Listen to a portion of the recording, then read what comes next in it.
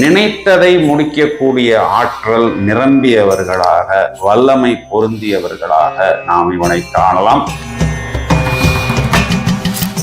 Life பார்ட்னரை தேர்ந்தெடுக்கும் பொழுது இவர்கள் கொஞ்சம் ஜாக்கிரதையாக இருக்க வேண்டும். இந்த இடத்துல நிறைய மகம் நட்சத்திரக்காரர்கள் இவர்கள் சக்தி வாய்ந்தவர்களாக பின்னாளில் மாறுகிறார்கள். These people are very lively and charismatic. தன்னம்பிக்கை நிறைந்தவர்கள். நிறைய இந்த சின்ன வயசுலேயே லவ் ஃபெயிலியரு, அதனால மூட் அவுட் ஆகிறது. இந்த பையனை தான் கல்யாணம் பண்ணிக்குவேன், அப்படி இல்லைன்னா நான் படிக்க மாட்டேன், காலேஜுக்கு போக மாட்டேன் அப்படின்னு ஒரு மாதிரி மூட் அவுட் ஆகி டிப்ரெஷன் ஆகி பேரண்ட்ஸை துன்பப்படுத்துவது, இது எல்லாமே ஏற்படும். இது 50-50. நல்ல ஹெல்பிங் டெண்டன்சி நிறைந்தவர்களாகவும், பின்னாளில் நாம் செய்த ஹெல்ப்பே தவறாக மாறிவிட்டது என்று அனுபவத்தில் அறிபவர்களாகவும் நாம் இந்த மகம் நட்சத்திரத்தில் பிறந்தவர்களை காண முடியும். ராட்சச கணம் இந்த நட்சத்திரம். அதனால ராட்சசத்தனமாகவே ஒரு போராட்டத்தை எப்படியாவது நான் அந்த விஷயத்தில் வெற்றி அடைந்து விடுவேன் அப்படிங்கிற ஒரு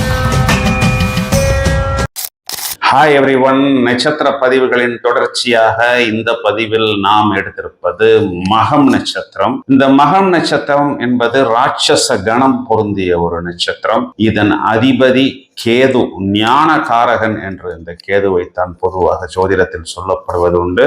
இதன் முழு நட்சத்திரம் சிம்ம ராசியில் இருக்கிறது. அதாவது 10வது நட்சத்திரமாக வருகிறது நட்சத்திரங்களின் வரிசையில். சிம்ம ராசி என்றால் அதன் அதிபதி உங்களுக்கே நன்றாக தெரியும், சிங்கம். சிங்கம் என்பது காட்டுக்கு ராஜா, அரசனை குறிக்கிறது. 5வது ராசியாக வருகிறது. அதாவது காலபுருஷ சக்கரம் என்பது மேஷத்தில் தொடங்குகிறது. மேஷத்திலிருந்து 5வது ராசியாக வருகிறது. மகத்தில் பிறந்தால் ஜெகத்தை ஆழ்வார் என்று ஜோதிடத்தில் சொல்லப்படுவது உண்டு. இது எந்த அளவுக்கு உண்மை என்பதை நீங்களே இப்பொழுது புரிந்து கொள்வீர்கள். இவர்கள் கைத்தட்டி வேலை பார்ப்பதை விட வேலை கொடுப்பது, வேலை வாங்குவது, இதில் தான் இவர்கள் அதிகம் கெட்டிக்காரர்களாக இருக்கிறார்கள். சுய தொழில் விருப்பம் அதிகம் இவர்களிடம் உண்டு. தன்னம்பிக்கை மிக்கவர்களாக இவர்களை காணலாம். வெளிப்படையாக பேசுவார்கள். மற்றவர்கள் இவர்களது விஷயங்களில் தலையீடு செய்வதை இவர்கள் அறவே விரும்புவதில்லை. They will not allow others to enter their freedom. அனைவரும் நமக்கு கீழ் வைத்து வேலை வாங்க வேண்டும் அப்படிங்கிற ஒரு பக்குவம், ஒரு போக்கு இவர்களிடம் இருக்கும். பின் வயதில் இவர்களுக்கு அந்த ஆன்மீக தேடல், ஆன்மீக ஞானம், ஆன்மீக நாட்டம் என்பது அதிகமாகவே இருக்கும். நினைத்ததை முடிக்கக்கூடிய ஆற்றல் நிரம்பியவர்களாக, வல்லமை பொருந்தியவர்களாக நாம் இவனை காணலாம். விவாதத்துலலாம் நம்ம இவங்கள்ட்ட அவ்வளவு ஈஸியா ஜெயிக்க முடியாது. ரொம்பவும் ஆதாரத்துடன் பேசுவார்கள், ஸ்மார்ட்டாக பேசுவார்கள். நன்றாக புத்திசாலித்தனம் நிரம்பிய ஒரு பதிலாகவே இருக்கும். எப்பொழுதும் சுறுசுறுப்பாக இருக்க வேண்டும், எதையாவது நாம் சாதிக்க வேண்டும் அப்படிங்கிற ஒரு வெறி இவர்களிடம் நாம் காண முடியும். இதைத்தான் மகம் ஜெகம் ஆளும் அப்படின்னு சொல்றது. அதாவது அவர் ஒரு லேபரா கூட இருக்கலாம். அந்த தனக்கு கீழ் நிறைய லேபர்களை வைத்து வேலை வாங்கக்கூடிய ஒரு நபராக நாம் இவரை காண முடியும். ஒரு வசீகரமான தோற்றம் இவர்கள்ட்ட எப்பொழுதுமே இருக்கும். ஒரு எனர்ஜெட்டிக்காக இருப்பார்கள், மெஜஸ்டிக்காக இருக்கும். ரைட் ராயல் மேனரிசம்ஸ் இவர்களிடம் பார்க்க முடியும். இவர்கள் யாருக்கும் அடிபணிவதில்லை. பேசும் பொழுது அந்த புத்திசாலித்தனம் நன்றாக வெளிப்படும். எதையுமே பெரிதாக ஜைஜான்டிக்காகத்தான் அவர்கள் திட்டம் தீட்டுவார்கள். பிரம்மாண்டமாக யோசிப்பது, ஒரு லாங் டேர்ம் பிளான் இவர்களிடம் இருக்கும். நல்ல ஒரு சரீர பலம் நிரம்பியவர்களாக நாம் இவர்களை பார்க்கலாம். இயற்கையாகவே இந்த சிம்மராசியில் வரக்கூடிய நபர்கள் இந்த கலை, ஆடல், பாடல், கேளிக்கைகள் எல்லாம் அதிகம் நாட்டம் கொள்ளவர்களாக இருப்பார்கள். ஸோ இப்போ இவங்களுடைய உடம்பு கூட அந்த டான்ஸு, பாட்டு, இந்த மாதிரியான விஷயத்துக்கு ஏற்ற ஒரு ஸ்ட்ரென்த்து, வளைந்து கொடுக்கக்கூடிய தன்மை, கலை, கற்பனா சக்தி, இதெல்லாம் நிரம்பியவர்களாக ஒரு கூட்டத்துக்கு தலைவனாக மக்களை சந்திப்பது, இந்த மாதிரியான விஷயங்கள் எல்லாம் இவர்களுடைய பெரிய பிளஸ் பாயிண்ட். லைஃப் பார்ட்னரை தேர்ந்தெடுக்கும் பொழுது இவர்கள் கொஞ்சம் ஜாக்கிரதையாக இருக்க வேண்டும். இந்த இடத்துல நிறைய மகம் நட்சத்திரக்காரர்கள் தங்களுக்கு கிடைத்த அந்த வாய்ப்பை தவற விடுகிறார்கள். இதனை நாம் கொஞ்சம் ஆராய்ச்சி செய்ய வேண்டும். அரியாசனம் அப்படின்னு சொன்னோம்னா நாற்காலி, அதாவது உயர் பதவிகளில் உட்காரக்கூடிய அமைப்பு இந்த நட்சத்திரக்காரர்களுக்கு டிஃபால்ட்டாகவே ஏற்படும். இவர்கள் பளிச்சென்று பேசுவார்கள், ஒரு பர்ஃபெக்ஷன் இருக்கும். ஏன்னா இவங்க ஒரு ஹெட்டு, இப்போ ஒரு ஹெச்ஆர், ஒரு அட்மின் அப்படின்னா இவர்களுக்கு கீழ் நிறைய பேர் ரிப்போர்ட் பண்ணக்கூடிய ஒரு அமைப்பு. அப்போ அதற்கேத்த மாதிரி ஒரு வாட்டசாட்டமான தோற்றம் அப்படிங்கிறதெல்லாம் நாம் இவர்களிடம் காண முடியும். சுய கௌரவம் பார்ப்பது, கடினமாக உழைப்பது, திறம்பட செயல்படுவது, ஆன்மீக நாட்டம், ஆடம்பர பிரியர்கள், அலங்கார பிரியர்கள். அதாவது ஒரு வாட்ச் வாங்கணும் அப்படின்னா ஒரு வாட்ச் எல்லாம் இல்லை, வரிசையா ஒரு 20 வாட்ச் வச்சுக்கிறது, அந்த ட்ரெஸ்ஸுக்கு ஏற்ற மாதிரி கட்டிக்கிறது. ஒரு கூலிங் கிளாஸ்னா ஒரு 10 கூலிங் கிளாஸ் வச்சுக்கிறது.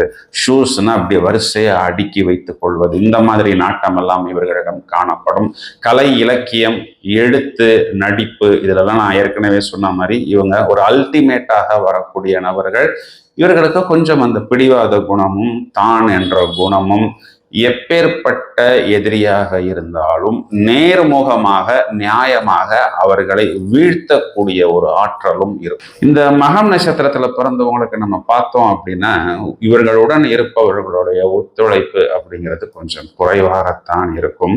இந்த கேதுவின் நட்சத்திரத்தில் பிறக்கும் பொழுதே அங்க பித்ருக்களின் தொடர்பு, கர்மாவின் தொடர்பு அப்படிங்கிறது வந்தது. ஸோ ஏதோ ஒரு கர்மா அவர்களுக்கு விட்டு போயிருக்கு. அந்த குடும்பத்தில் இருக்கக்கூடிய அந்த பித்ருக்களை இந்த கர்மாவை தீர்ப்பதற்கு பிறப்பதாக கூட சாஸ்திரங்களில் சொல்லப்படுகிறது. இவர்கள் சக்தி வாய்ந்தவர்களாக பின்னாளில் மாறுகிறார்கள். These people are very lively and charismatic. தன்னம்பிக்கை நிறைந்தவர்கள். இவர்களுக்கு நாம் முக்கியத்துவம் கொடுக்கும் பொழுது நம்மை கொண்டாடுவார்கள். எங்க இருந்தாலும் நம்ம அவர்களுக்கு ஒரு அங்கீகாரம் கொடுக்கணும். சிம்மராசி பொதுவாகவே எல்லாருக்குமே தெரியும், கொஞ்சம் புகழ்ச்சிக்கு மயங்கக்கூடிய நபர்கள். These people are very active. பிடிவாதம், கொஞ்சம் தான் என்கின்ற எண்ணம், போராட்ட குணம், நினைத்ததை சாதிப்பது, எதிர்ப்பவரை தெரிக்க விடுவது, ஆற்றல், உழைப்பு, இந்த மாதிரி ஒரு இண்டிவிஜுவலிஸ்டிக் பர்சனாலிட்டியாக நாம் இவர்களை பார்க்க முடியலாம். என்னன்னா இவர்கள் யாருக்கும் எதற்கும் எங்கேயுமே அடங்கி போவது கிடையாது. இவர்களுடைய இலக்கு என்னவோ அந்த இலக்கை நோக்கியே இவர்கள் பயணிப்பார்கள். இயல்பாகவே அதிகாரம் செலுத்தக்கூடிய அமைப்பு. எல்லாருமே அதிகாரம் செலுத்தக்கூடிய நபர்களாகத்தான் இன்னைக்கு நம்ம பார்த்தாலும் இந்த மகம் நட்சத்திரத்தில் பிறந்தவர்கள் அதுல தனிமையாக தெரிவார்கள். வலிமை நிறைந்தவர்கள், ஆக்ரோஷம் உள்ளவர்கள், அதிகாரத்தை வெளிப்படுத்தக்கூடிய உயர் பதவிகளில் பார்க்கலாம். மறு பேச்சுக்கே இடமில்லை. எதுவாக இருந்தாலும் வெட்டு 1 துண்டு 2 என்று பேசக்கூடிய ஒரு தனித்தன்மை நிறைந்தவர்கள். And these people, as I told, they like only active persons.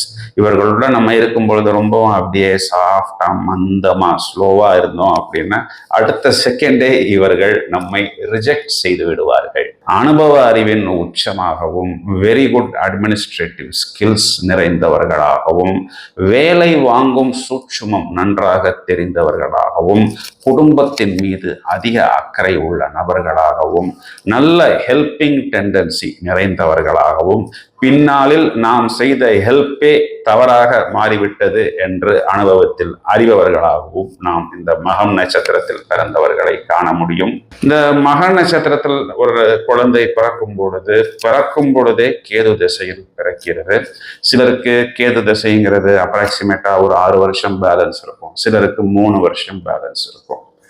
ஆவரேஜா கேது திசை ஒரு 5 வயது வரை அப்படின்னு எடுத்துக்கொள்ளலாம். ஸோ கிட்டத்தட்ட அந்த 5 வயதுலேருந்து இவங்களுக்கு அந்த சுக்கிர திசை அப்படிங்கிறது ஆரம்பிக்குது. இந்த சுக்கிர திசை அப்படிங்கிறது 20 வருஷம். இந்த சுக்கிர திசை என்பது இளமை பருவம் அப்படிங்கிறதுனாலவே நிறைய அந்த கலைகள், டான்ஸு, பாட்டு, மியூசிக்கு, கிட்டார் போன்ற விஷயங்கள்லாம் பழகி கொள்ளக்கூடிய அமைப்பு. ஏன்னா நிறைய அந்த சிம்ம ராசியில் இருக்கக்கூடிய நபர்கள் தான் எதிர்காலத்தில் நான் சொன்ன மாதிரி இந்த ஆர்ட்ஸ், என்டர்டெயின்மெண்ட், மீடியா போன்ற துறைகளில் ஜெயிப்பவர்களாக வருகிறார்கள். அதனால அந்த பொழுதுபோக்கு அம்சம், இந்த மாதிரியான விஷயங்கள் எல்லாம் பழகக்கூடிய நபர்களாக வருவார்கள். இந்த சுக்கிரன் என்பது இவர்களுடைய ஜனனகால ஜாதகத்தில் அனுகூலமாக இருந்தால் இந்த சுக்கிர திசை இவர்களுக்கு ஒரு பிரமாதமான திசையாக அமையும். சிலருக்கு லக்னத்தை பொறுத்தும், சில நேரங்களில் இந்த சுக்கிரன் என்பவர் ஒரு பெனிஃபிஷியல் பிளானட்டாக ஜாதகத்துல இல்லை அப்படின்னா நிறைய இந்த சின்ன வயசுலயே லவ் ஃபெயிலியரு, அதனால மூட் அவுட் ஆகிறது, இந்த பையனை தான் கல்யாணம் பண்ணிக்குவேன், அப்படி இல்லைன்னா நான் படிக்க மாட்டேன், காலேஜுக்கு போக மாட்டேன் அப்படின்னு ஒரு மாதிரி மூட் அவுட் ஆகி டிப்ரெஷன் ஆகி பேரண்ட்ஸை துன்பப்படுத்துவது, இது எல்லாமே ஏற்படும். இது 50% இந்த ஜாதகத்துக்கு சுக்கிரன் அனுகூலமாக இருந்தால் பிரமாதமான ஒருவேளை ஜனனகால ஜாதகத்தில் சுக்கிரன் வீக்காக இருந்தால் அடுத்து வரக்கூடிய சூரிய திசை, அதாவது ஒருவேளை சுக்கிரன் வீக்காக இருந்தால் கிட்டத்தட்ட அந்த 25 வயதுல சுக்கிர திசை முடிந்த பிறகு இவர்களுக்கு அந்த சூரிய திசை அப்படிங்கிறது அனுகூலமான பலன்களை கொடுக்கும். இந்த சூரிய திசையில அவர்களுக்கு வேலை, படிப்பு, தொழில், வருமானம் இதெல்லாம் ஒரு பிளஸ் ஆகி லைஃப் செட்டில் ஆகிறது, நல்லா சம்பாதிக்கக்கூடிய அமைப்பு, இந்த அமைப்பெல்லாம் இவர்களுக்கு ஏற்படுத்தும். கிட்டத்தட்ட ஒரு 31 வயசு 32 வயசுல இவர்களுக்கு இந்த சந்திர திசை அப்படிங்கிறது ஆரம்பிக்கும். இந்த சந்திர திசை இங்க 12ஆம் வீட்டின் திசை அப்படிங்கிறதுனால நிறைய பேருக்கு வெளிநாட்டு தொடர்பை ஏற்படுத்தும். ஜனனகால ஜாதகத்தில் சந்திரன் வளர்பிறையா தேய்பிறையா அப்படிங்கிறத பொறுத்து அந்த வெளிநாட்டுக்கு போய் அவர்கள் எந்த அளவுக்கு சக்சஸ்ஃபுல்லா இருக்கிறார்கள், அவர்கள் அங்க நல்லா சம்பாதிக்க முடியுதா, இல்லை அங்க போயும் அவர்களுக்கு ஏதாவது பிரச்சனைகள் வருகிறதா, இந்த சந்திர திசையில் அவர்களுக்கு இந்த விரையாதிபதி ராசியில் அமர்வதனால் அங்கு சென்று செலவுகள் அதிகம் செய்ய வேண்டிய ஒரு சூழ்நிலை ஏற்படுகிறதா, சிலருக்கு சம்டைம்ஸ் இந்த மைண்ட் ரிலேட்டட் ப்ராப்ளம்ஸ், டிப்ரெஷன்ஸ், இந்த மாதிரி எல்லாம் டென்ஷன்ஸ் வருகிறதா என்பதும் ஜாதகத்தில் அது வளர்பிறை சந்திரனா அல்லது தேய்பிறை சந்திரனா என்பதை பொறுத்து தான் நாம் முடிவெடுக்க முடியும். அதன் பிறகு கிட்டத்தட்ட 41 வயது 42 வயதில் இவர்களுக்கு இந்த செவ்வாய் திசை அப்படிங்கிறது ஆரம்பிக்கும். சிம்ம ராசிக்கு செவ்வாய் என்பவர் 4-9 வீடுகளுக்கு அதிபதி அப்படிங்கிறதுனால அனுபவத்துல ஒரு 75 to 80% இவர்களுக்கு இடம் வாங்குவது, வீடு வாங்குவது, சொத்து வாங்குவது, ஹெல்த்தை மெயின்டைன் பண்ணுவது, ஒரு அங்கீகாரம், இவர்களுக்குன்னு ஒரு மரியாதை, ஒரு சபையில் இவர்களது குரலுக்கு ஒரு அப்ரிசியேஷன், இதையெல்லாம் ஏற்படுத்தும். ஸோ இந்த காலகட்டங்களில் பேரண்ட்ஸினுடைய ஹெல்த்தை கூட இவர்கள் கொஞ்சம் கவனமாக பார்த்து கொள்ளணும். இங்கேயும் லக்னத்துக்கு செவ்வாய் யோக கிரகமாக இருக்கிறதா அப்படிங்கிறதை பொறுத்து தான் இதுவும் அமைகிறது. கிட்டத்தட்ட 50 வயதுக்கு மேல் இவர்களுக்கு அந்த ராகு திசை என்பதும் பிறகு இவர்களுக்கு குரு திசை என்பதும் வருகிறது. இந்த தசாக்கள் எல்லாம் எவ்வாறு இருக்கிறது என்பது இவர்களுக்கு ஜனனகால ஜாதகத்தில் உள்ள கிரக நிலைகளை பொறுத்து தான் எடுக்க முடியும். இவர்களுடைய ஃபவுண்டேஷன் கிட்டத்தட்ட அந்த 5 to 25 அந்த சுக்கிர தசை இவர்களுடைய லைஃபை தீர்மானிக்கும். இவங்க ஆர்ட்ஸ், என்டர்டெயின்மெண்ட், ஜாப், பேங்கிங் எந்த லைனுக்கு போகிறார்கள் என்பது மெயினா அந்த சுக்கிரனை வைத்து தான் ஒரு ஜோதிடர் முடிவெடுக்க முடியும். மக நட்சத்திரம் 1ஆம் பாதத்தில் ஒரு நபர் பிறந்திருக்கும் போது சந்திரன் என்பவர் நவாம்சத்தில் மேஷ ராசியில் இருக்கிறார். அப்போ அந்த மேஷ ராசி அப்படிங்கிறது காலபுருஷனுக்கு முதல் ராசி, அதாவது ராசியாதிபதி சூரியன் அங்கு உச்சம் அடைகிறது. இதனால் அரசியல், அதிகாரத்துல உயர் பதவி, ரொம்பவும் சாமர்த்தியமா செயல்படுவது, கவர்மெண்ட் ஜாப்ஸ், அட்மினிஸ்ட்ரேஷன், ஹெச்ஆர், ஒரு மாதிரி இந்த அத்தாரிட்டேட்டிவ் போஸ்ட் அப்படின்லாம் சொல்றோம் பார்த்தீங்களா, இதுலேயே உயர்நிலை, கவர்மெண்ட் கான்ட்ராக்ட்ஸ், பூமி சம்பந்தப்பட்ட லாபம், அதாவது ரியல் எஸ்டேட், கன்ஸ்ட்ரக்ஷன், ஆர்கிடெக்ட்ஸ், அப்புறம் ஸ்ட்ரக்சரல் இன்ஜினியர்ஸ், இந்த ஜேசிபி மிஷின்ஸ் பூமியில் துளை போடக்கூடிய இந்த டிபார்ட்மெண்ட்லாம் நாம் இவர்களை பார்க்க முடியும். ஒருவேளை இவர்கள் மக நட்சத்திரம் 2ஆம் பாதத்தில் பிறந்திருந்தால் நவாம்சத்தில் சந்திரன் என்ற கிரகம் ரிஷபத்தில், அதாவது சுக்கிரனின் ஆட்சி வீட்டில் இந்த சந்திரன் எங்கு உச்சமடைகிறாரோ அதே வீட்டில் அமர்கிறது. அப்போ நவாம்சத்தில் இந்த சுக்கிரனுடைய வீட்டுக்கு வரும் பொழுதே இவர்களுக்கு இந்த மீடியா, ஆர்ட்ஸ், கம்யூனிகேஷன் போன்ற துறைகள் எல்லாம் ஒரு நாட்டம், நிறைய அந்த ஊடகங்கள், சினிமா சம்பந்தப்பட்ட லைன், கற்பனா சக்தி, கவிதை, பாட்டு எழுதுறது, கதை, இந்த மாதிரி இயல், இசை, நாடகம், மியூசிஷியன்ஸ், இந்த மாதிரி அனைத்து விஷயங்கள்லையும் அலங்காரம் சம்பந்தப்பட்ட துறைகள், இங்கு சந்திரன் உச்சம்னால உணவு சம்பந்தப்பட்ட தொழில், மில்க், லிக்விட் ப்ராடக்ட்ஸ், இதிலெல்லாம் இவர்கள் ரொம்பவும் சக்சஸ்ஃபுல்லாக வரக்கூடிய அமைப்பு. இவர்கள் மகம் 3ஆம் பாதத்தில் பிறந்திருந்தால் நவாம்சத்தில் சந்திரன் என்பவர் மிதுன ராசியில் அமர்ந்திருப்பார். மிதுன ராசினாவே உங்களுக்கு தெரியுமே, தொடர்பு, ஐடி, கம்யூனிகேஷன்ஸ், அதையும் தவிர இந்த வெளிநாட்டு தொடர்பு, கான்ட்ராக்ட்ஸ், ஒப்பந்தங்கள், மீடியேட்டர்ஸாக வருகிறது. இப்போ இன்னைக்கு வரக்கூடிய லேட்டஸ்ட் இந்த ஏஐ, நோவல் டெக்னாலஜி, நூதனமான தொழில்நுட்பம் சம்பந்தப்பட்ட விஷயங்கள்லாம் இவர்களை நாம் காண முடியும். மகம் நட்சத்திரம் 4வது பாதத்தில் பிறந்திருந்தால் சந்திரன் என்பவர் நவாம்சத்தில் கடகராசியில் தனது சொந்த வீட்டில் அமர்கிறார். அப்போ நிறைய பாக்கியங்கள் பெறக்கூடியவர்களாக, தாய்வழி சொத்துக்களை பெறக்கூடிய நபர்களாக, நிறைய வீடு தோட்டங்கள் கட்டுறது, காம்ப்ளெக்ஸ் கட்டுறது, வாடகைக்கு விடுறது, இந்த பில்டிங் மூலமா ரெவென்யூ எடுக்கக்கூடிய அமைப்பு, liquid products, transports, contracts, human resources போன்ற துறைகள், சர்வீஸ் இண்டஸ்ட்ரி, மெடிக்கல் சம்பந்தப்பட்ட துறைகள் எல்லாம் இவர்களை நாம் முதன்மையானவர்களாக காண முடியும். மொத்தத்தில் மகம் நட்சத்திரத்தில் பிறந்த நபர்களை நம்ம பார்த்தோம் அப்படின்னா ரொம்ப டீப்பா எல்லா விஷயத்திலும் இன்வால்வ் ஆவார்கள், நல்ல மரியாதை கொடுப்பார்கள், அதே நேரத்தில் அதிகமான மரியாதையை எதிர்பார்ப்பார்கள். பாயிண்ட் பிளாங்க் ஓப்பன் டாக்காக பேசுவார்கள். கொஞ்சம் தற்பெருமை, குடும்ப பெருமை எல்லாம் அதிகம் பேசக்கூடிய நபர்களாக மட்டும் இல்லாமல் அதற்குண்டான தகுதியானவர்களாகவும் நாம் இவர்களை காணலாம். நிறைய ஐட்டம்ஸ் கலெக்ஷன் பண்ணக்கூடியது, அதிலெல்லாம் அவர்களுக்கு ஒரு அலாதியான பிரியம் அப்படிங்கிறது உண்டு. Already this people are very attractive, ரொம்பவும் வசீகரம் நிறைந்தவர்கள். ரொம்ப இவர்களுக்கு இந்த பொய் பேசலாம் தெரியாது. ஒரு ஆர்டர் வருது வரல அதை பத்தி எல்லாம் கவலை இல்லை, ஓப்பனாக பேசி விடுவார்கள். வெரி எமோஷனல், சில நேரத்தில் ரொம்பவும் உணர்வு பூர்வமாக ஒரு சின்ன விஷயத்துக்கு கூட ரொம்பவும் ஃபீல் பண்ண தொடங்கி விடுவார்கள். இதனை இந்த நட்சத்திரத்தில் பிறந்தவர்களுக்கு ஒரு மைனஸ் பாயிண்டாகவும், திருமண வாழ்க்கை அப்படின்னு வரும்பொழுது அந்த லைஃப் பார்ட்னரை தேர்ந்தெடுப்பதில் கொஞ்சம் அதிகம் கவனம் தேவை அப்படிங்கிறதாகவும் நாம் எடுத்துக்கொள்ளலாம். இந்த விஷயத்துல மட்டும் அவர்களுக்கு உள்ளுக்குள்ளர இருக்கக்கூடிய சோகம் அப்படிங்கிறது அவர்களுக்கு வெளியில் தெரிவதில்லை. ராட்சச கணம் இந்த நட்சத்திரம் அதனால ராட்சசத்தனமாகவே ஒரு போராட்டத்தை எப்படியாவது நான் அந்த விஷயத்தில் வெற்றி அடைந்து விடுவேன் அப்படிங்கிற ஒரு போக்கு அப்படிங்கிறது காணப்படும். இந்த நட்சத்திராதிபதி கேது அப்படிங்கிறதுனால நிறைய சின்ன விஷயங்கள்ல இவர்களுக்கு இருக்கக்கூடிய அந்த ஆசைகள், இச்சைகள்லாம் முடிந்த பிறகு ஒரு மிடில் ஏஜுக்கு பிறகு ஒரு பற்றற்ற நிலை இவர்களிடம் காணப்படும். இப்போ இந்த நட்சத்திரம் கேது, அதனால கேது, சுக்கிரன், சூரியன், சந்திரன் இவர்களுக்கு 22வது நட்சத்திரமா வரக்கூடியது சந்திரனுடைய ரோஹிணி நட்சத்திரம். இந்த ரோஹிணிங்கிறது இவர்களுக்கு வைநாசிகமாக வரும். அந்த வைநாசிக நட்சத்திரம் 22வது நட்சத்திரம் நம்மை ஏதாவது ஹெல்த் ரீதியாகவும் பொருளாதார ரீதியாகவும் ஏதாவது ஒரு எஃபெக்ட், ஒரு நெகட்டிவான எஃபெக்ட் கொடுக்கும்.